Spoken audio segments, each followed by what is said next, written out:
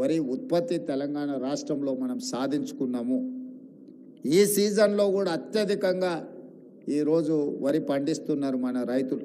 అందుకే ఈరోజు రైతులను ప్రోత్సహించి సన్నధాన్యం పండించండి, సన్నధాన్యం మీరు పండిస్తే మీకు గిట్టుబాటు ధరనే కాదు 500 రూపాయల బోనస్ ఇస్తామని ఇవాళ రైతులను ప్రోత్సహించడంతో 65-70% రైతులు పండించే వడ్లు ఈరోజు సన్న వడ్లు పండిస్తూ ఉన్నారు, సన్న బియ్యం ఉత్పత్తి చేస్తున్నారు.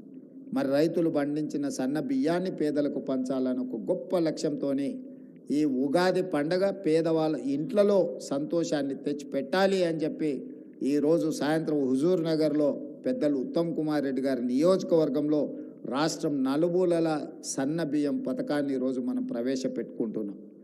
ఒకటే మా బట్టి గారి మా ఆలోచన, ఆదాయాన్ని పెంచాలి, పేదలకు పంచాలి, ఉద్యోగ ఉపాధి అవకాశాలు కల్పించాలి, తెలంగాణ రాష్ట్రంలో ఉండే ప్రతి వారిని ఆర్థికంగా నిలబెట్టాలి, ఆత్మగౌరవంతో బ్రతికే విధంగా వనరులు సమకూర్చాలి అనేదే మన ప్రభుత్వం యొక్క లక్ష్యం.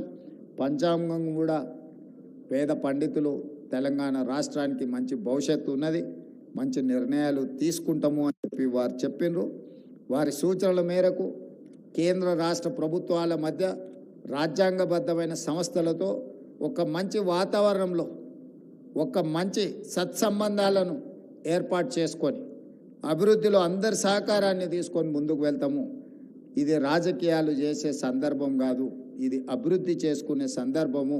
ఈ అభివృద్ధి చేసుకునే సందర్భంలో రాష్ట్రాన్ని దేశానికే ఆదర్శంగా నిలబెట్టాలన్న ఆలోచన చేసే సందర్భంలో అందరి సహకారం తీసుకుంటాం. అది కేంద్ర ప్రభుత్వం అయి ఉండొచ్చు, లేకపోతే రాజ్యాంగబద్ధమైన సంస్థలు, గవర్నర్ వ్యవస్థ అయి ఉండొచ్చు, ఎన్నికల వ్యవస్థ అయి ఉండొచ్చు, న్యాయ వ్యవస్థ అయి ఉండొచ్చు.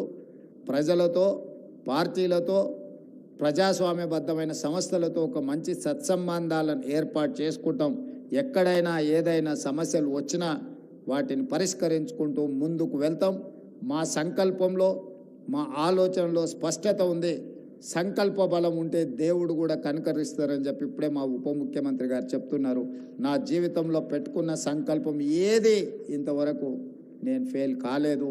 నేను అనుకున్న ప్రతి సంకల్పం నెరవేరింది. ఈరోజు తెలంగాణను కూడా తెలంగాణ రైజింగ్ 2050 ప్రణాళిక తీసుకొచ్చి ఈ దేశానికే తెలంగాణను ఆదర్శంగా నిలబెట్టి ఒక అద్భుతమైన అభివృద్ధి చెందిన రాష్ట్రంగా తెలంగాణను ముందుకు తీసుకువెళ్ళాలనుకుంటున్నా. మా సంకల్ప బలంలో దోషం లేదు.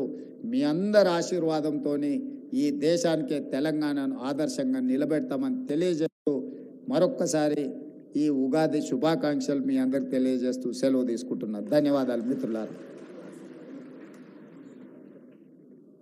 గౌరవనీయ ముఖ్యమంత్రి వర్యులు ఆత్మవిశ్వాసానికి అద్దం పట్టేలా అద్భుత సందేశాన్ని అందించారు. తెలంగాణ ప్రజల్లో ఒక విశ్వాసాన్ని పాదుగొల్పారు. ప్రతి పదంలో విశ్వాసం ప్రతిధ్వనించింది.